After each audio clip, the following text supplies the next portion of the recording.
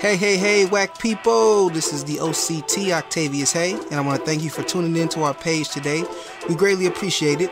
If you are listening to the podcast, you can also find it on PODBEAN. The link will be in the description. And if you listen to our music, you can also listen on SoundCloud and DatPiff. Both links will be in the description also. And as always, please remember to like the video, leave a comment, and to subscribe to the channel. Make sure you hit that notification button so you're informed every time we drop new content. Now enjoy this WACC wisdom. I am whacking off.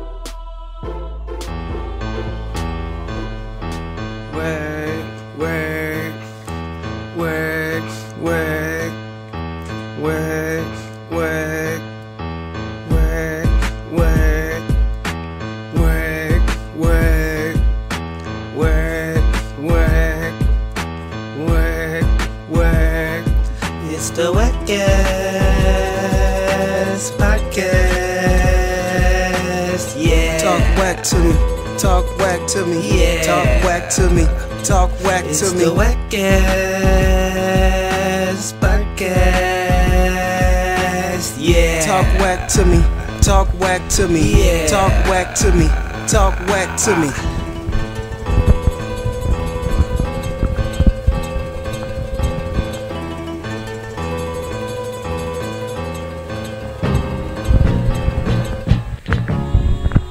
Hello everybody, thank you for listening. I hope everything is amazing for you today.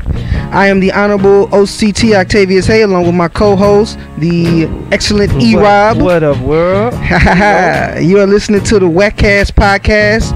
E, how you doing today, man? I'm doing better, man. We got it rolling this time. We up. I'm feeling good about this, man. Let's go. That's what's up, man. You ready to talk WACC today? Let's talk WACC to 'em. All right, man. Now, before we begin our regularly scheduled program, I actually do have a little bit of a political rant to go on right now, E. Okay. E knows I'm very much into politics. All right. So, a big thing happened this past week, as pretty much everybody knows.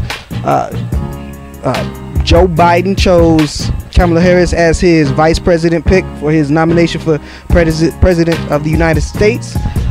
Obviously, because she is an African American female woman, there's been a lot of excitement about that. A lot of people have been speaking about that. Super happy that we have the opportunity for another person of color to enter into the White House after this election in November. Now, again, I do understand everybody's excitement about that. Of course, as a black person, that does mean something to me, but I have to just say this from the top. You know, it's not always about color. And Senator Kamala Harris has shown over time that, you know, she's not for us. It has nothing to do with the fact that she's married to a white man. That's stupid, grow up. It has nothing to do with the fact that she's black or female. I think we've shown that doesn't matter, that you can still be a strong leader with that. That's not a hindrance or a handicap, you know. It's just strictly what it is for me. It's her history and it's her politics. Her history shows that the same thing that we criticized Joe Biden for, which was the war on crime bill, she went ahead and implemented and went to the extreme so far as to keep people incarcerated so that the prisons can have labor, and the companies that work through the prisons can have labor. She's shown that she kept evidence hidden that they were not hidden, but she didn't allow it to be used in court to free someone that was not guilty. They like to say that, oh, they got so much money from the banks of California. Actually, newsflash, she came in after that deal was already being arranged. Her history with banks is ridiculous. Senator Kamala Harris, at the end of the day, does not represent what majority of Americans want. Majority of Americans polls have shown universal health care. She does not support that at all. Her and Joe Biden do not support that at all. They'll probably do I forgot the wording for it. One party funded system, something like that. I'm sorry. Where, you know, you pretty much just pay to this. You go to the government to pay, but they do not, and they really don't want to do that. Why? Because Democrats, like Republicans, are funded by the for-profit insurance companies. So of course the people that fund their campaigns, they don't want to upset them, but they're going to go ahead and play these little band-aids and do this stuff because they know that the Republicans will be the big bullies for them. Kamala Harris has done nothing but play a role. Don't act like she's this extreme radical that's going to save us and do everything right like Bernie was. She is part of the Democratic establishment that has been here for years, that is corrupted by these corporations that fund their campaigns. She had meetings with the same people that handled Hillary Clinton's campaign in 2017, about a year before she decided to run for president. She is their darling. She is the next generation of this corrupt corporate Democratic Party system, and they wanted her to be president. They wanted her in there. They found a way to do it. And the messed up thing is that they're preying on people at a time when we're very vulnerable our race, given everything that happened with George Floyd and all the other people. And because of that, you have this. They seen this assortment of people that were excited about this, and they realized that they can go ahead and get a person of color in there, but still not have to actually give us what we really want. Which is free college. We have free every other school but college, and all these other things. The Green New Deal, using sustainable energy instead of fossil fuels to that are hurting our atmosphere and killing the planet that we all have to live on, and so many other things. So I'm not going to go too much off on that. To me, like I said, it's not about her race. There were plenty of other black females with a more progressive mindset that fit more of what the country believes in today that Biden could have picked, but he picked somebody who is going to stick with that same old tire, put a band-aid on it, but not really fix the problem. So it doesn't matter what color you are, all of us can be corrupted by green. That's all I'm saying, man. E-Rob, you got anything to say about this? No, y'all heard that. Like, we need that heat. Definitely need to let them know what's up, and I think you should go in there with some tangibles, with some ideas of what you want, not just like, oh, they look like this. Like, no, man, you need to figure out what they're really gonna do and really put some plan to action, and not just doing that hope vote. You know what I'm saying? Let's get some tangible things rolling, man, whatever that is. Real talk, man, real talk. Now, transition from that, Tyler Perry putting that dress back on, man. Oh, man, here we go. He putting that dress back on, man. Who else but Tyler, man? What's going on with Tyler now? It's supposedly the last Madea play. So he's doing another play with Madea for the last time. He popping that dress back on, man. Well, that's how he got in the game. So what he doing? How he got his he's telling stories with this, man. So that's his thing. Here we go, bros. Reinforcing black stereotypes. That's his thing. It's what's happening. I mean, he's not the first guy to just do the dress and then like, oh man, people start to eat. It's what that is, bro. Yeah, but again, he's not the first person. What's up with Hollywood's obsession with putting black men in dresses? And I know they're gonna say, oh, Mrs. Doubtfire and other stuff, yeah. White man, but it's like a very few of us, and it seems like majority of us have worn a dress. It's a very few black actors, and like, why do we have to keep putting on dresses? Man. You have to keep demasculating us, and if you gay, that's fine. But obviously, when you take a straight man and you want to put him a dress, that symbolizes something to somebody. I mean, we're not going to ignore that, right?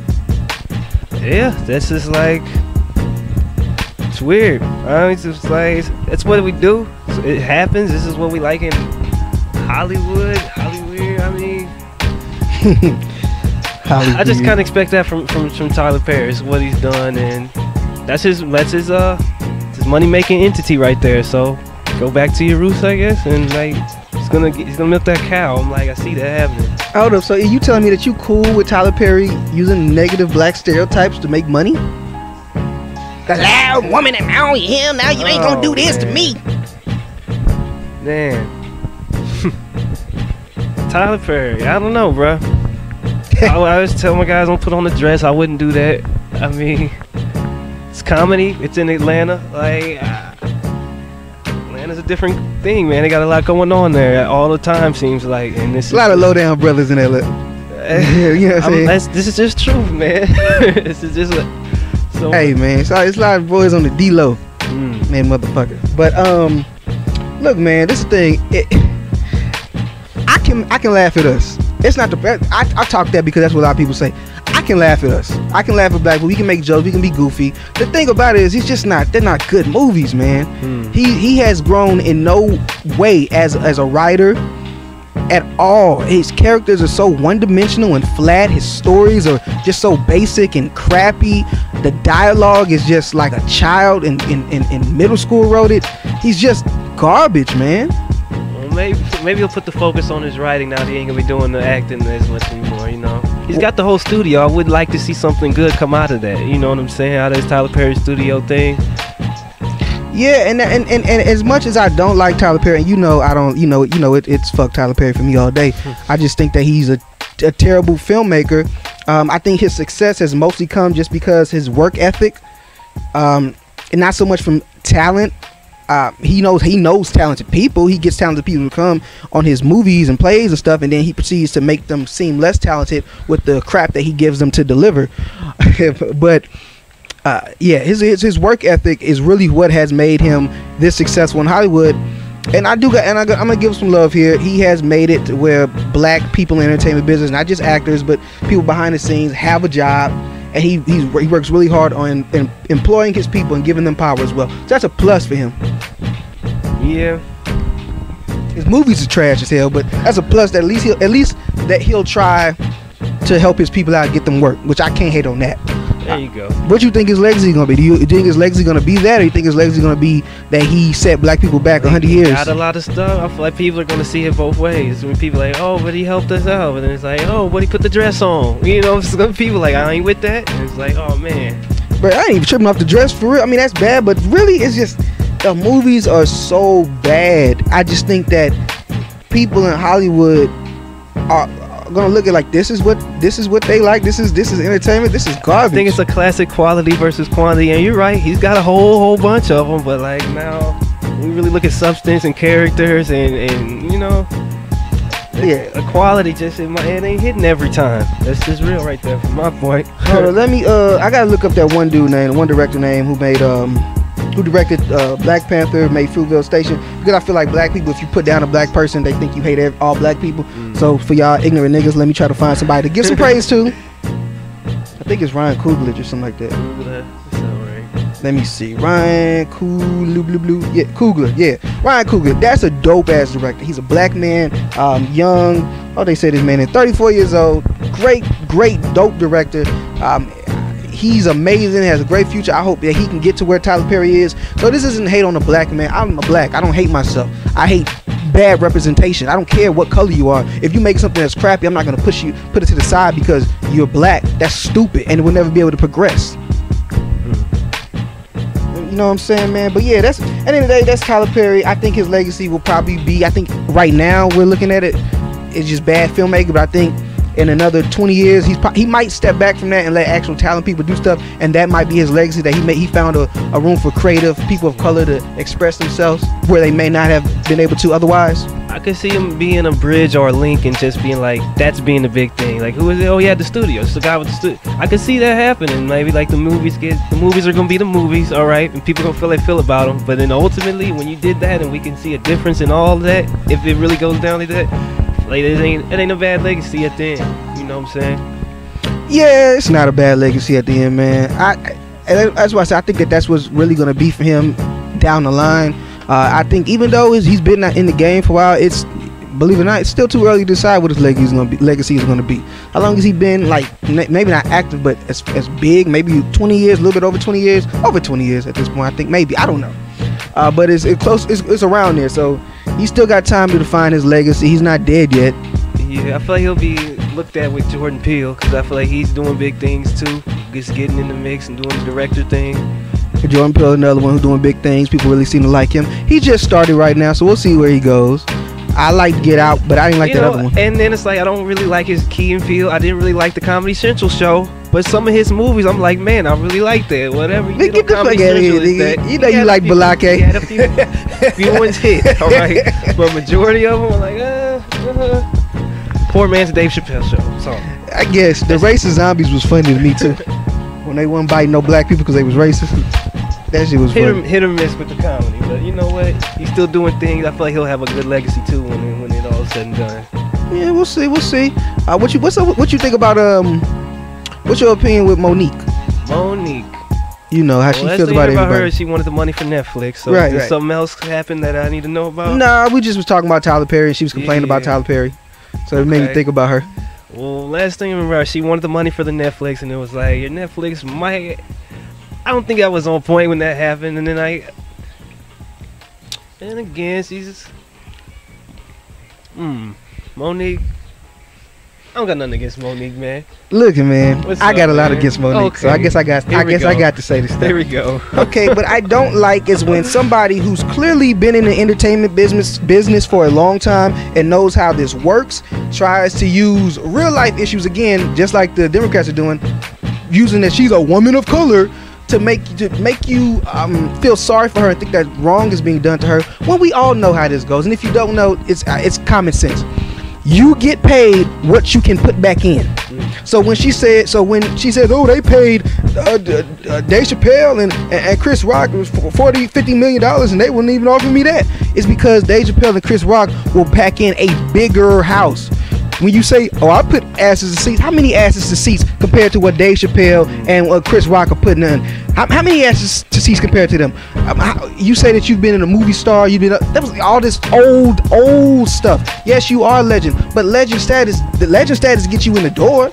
Legend status will get you a bigger price than probably what you would have gotten if you weren't a legend. But legend status is going to make it to where they're going to pay you something and not get and not feel like they're going to get that return back. That's the whole name of the game. We know how this works. You can't just go ahead and switch the rules now. You ain't been hot in years. Your last big thing was Precious, and that was what, 10 years ago. And yeah, you got an award and that was great. And if Netflix was around and you wanted a comedy special at that point, you probably would have got the 40 million. But that's what you wanted, that comedy special what, in the late 20 teens. And when Monique, the only other thing I could think that she was in that had big play was that Christmas movie that didn't even do over 100 million. So nobody went to go see it. Essentially is what I'm saying. So get the fuck out of here, Monique. I feel like she's a clown. It's kind of where my thing was going with it earlier. It's like you want certain thing, but you can't fill the shoes. You know what I'm saying? It's right along those lines. This is kind of where it was going at. Okay. This is a perfect example though. You want to pay, but you can't fill the void of what he was doing at the end of the, or somebody that caliber, that number that you called out, like that's not what you could do. Like we could do it. It wouldn't be a good investment on Netflix part, just on the business standpoint. Yeah, shit. And then she want to bring up damn, what was the white girl name? Amy Schumer? Amy. The little chunky SNL little chick. Pretty sure, yeah. No, she went SNL. Amy. Her name is Amy. I think it's Amy Schumer or something like that. Oh god, I don't know. But anyway, it was an act. She was a comedian too. And she was like, at that point, she's not like that hot anymore. But at that time, she was like really hot. She had a big movie that came out that a lot of people went to go see. They had rave reviews. Her comedy specials were going out through the roof. And she was getting big money too. And Monique was like, oh, you paying her more than me. It's like, my nigga, look. She's hot right now. They have a proven system. They have something showing that she's gonna go ahead and get that return to them. That's like saying, that's like if Rakim he's a super legend. Everybody respects Rakim, one of the dopest lyricists of all time. If I'm booking Rakim for a show and I'm booking the baby for a show, who you think that I'm gonna pay more? Rakim. No, nigga, paying the baby more. What are you talking about? I'm paying the guy who's gonna bring more people. Nobody. Rakim, he has a hardcore, faithful audience that's gonna come to him. But the baby is globally, worldwide more known. More people are just gonna come and pay for the baby. Yeah, for just strictly off, no? Well, yes, that's what I'm saying. As a business person, you can't be a fanboy when you talking business, because that's your money that's in jeopardy. You got to go with what you know will sell the most. Of course, love to Rakim. Of course, we're going to give Rakim a little bit more because he's a legend. But he's not going to get more than the top selling artists of today, because that's what's hot. That's what will bring the thousands of people into the club. Rakim, they got that spirit of what's now. Like, that's kind of just what's going on, and we're going to do a show. You can have the legacy, like we talk about having legacy, but then it's like you got the now. That's like a whole nother one, you know? Real talk, man. And I'm just like, that's the thing. In another 10 years, will you pay the baby more than Rakim? Maybe not. But that's the name of the game. It's about the numbers. It's your worth is based off what you can pull in. Love Rakim. Love Big Daddy Kane. I don't even know if I give Ice Cube more. Maybe, because Ice Cube has I don't know. Maybe, I don't know. But I'm just saying, like, you have to look at that. It's not just about the name value, it's what that name value brings as far as revenue. You know what I'm saying? Most down, yeah. That just seemed like I hate all my people today. You need some positivity. Fucking niggers. Positivity OCT, you know? Come on, positivity, Rob. Give me some. Alright, well listen, man, let's switch it up. Let's get into some E-Rock conspiracies, man. Okay. Let's get into that calendar, dog. The calendars. Yeah. Yeah. Help us out, man. What's up with the calendar? What's the conspiracy with the calendars that we have? Right. I don't want to call it conspiracy. You know, it's got a bad tank to it, but it July, August, September, right? You know. Right. July. And September hits, and it's like it hits, man. Hold up, you know. Hold up, man. So wait a minute. What is September? So what specifically is wrong with July, August, and September? The dates, man. Just when it goes to September, you get 7, 8, 9, like September, October, November, December, 7, 8, 9, 10, right? Yeah. But when they correspond on the calendar, it's like the 9th month, 10th month, 11th month, 12th month. You know, it's just kind of off right there. Wait, but what you mean by that? The 9th? What's the ninth? The 9th month, 10th month? It's September, right? Yeah. You know, Sept is, you know. So you said 7, 8, 9, 10, 11, 12. That's the numbers, E. What you talking about? You just said it's something weird about it. You just went in order of the numbers. Yeah, but September is the 9th month. Okay, what's the problem with that? Sept means 7. Okay, there we go. There we go, ladies. I got something from him. You know, if you don't know E-Rob, it's almost impossible to get any answer from him. I be trying to get through, man, because I be sounding crazy. I know it's there, though. Like, but there you go. All you had to say was that September is the 7th. So why is September the 7th? Why is Sept 7? Yeah. Sept is 7. Fact on the table. How do you know that Sept is 7? What is Sept? Let me look up Sept. Go ahead. That'll clear a lot of this, man. Let me see this, man. Sept is 7. Yeah. How you like that's it says that in French, Sept 7. You know what I'm saying? Septagon, 7 sides. Sept is a prefix for 7. It says it's a noun, a clan originally one in Ireland. You be lying, man. See, you be lying. All right, y'all can go look down with that main thing. So Sept is 7. So you say OCT? You telling me Ak is an 8 now? All right, that's one's right here for you. If that one's off, come on with the 10th month being Ak. Okay. So Oct is, but it's just okay. Oct is 8. So let's go off of Oct then. So Oct is octagon. That's 8. There you we go. get it. There we go. So what? Anyway, it's just off and it's just bunk. All right. So that's just all I got to say about Hold that. up, man. So you upset with that because they made maybe it has a different meaning for being at that time. Like, you ever thought about that? Like we're just subscribed to it. We automatically subscribe to these meanings. You're right. I don't want. That's just what it is. Now, what's that Jason program you was telling me about? The Jason? Yeah. That's what the months spell out. How? July, August.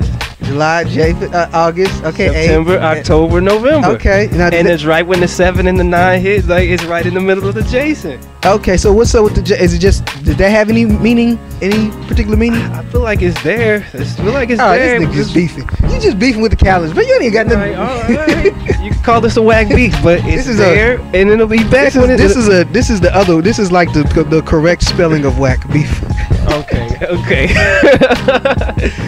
Okay, man. Okay, but listen. So let's get on to some other stuff about this then. Since we brought up the number game, let's talk about other things that the number game have. Like you were telling me, is a connection to the Bull program. The Bull? Yeah.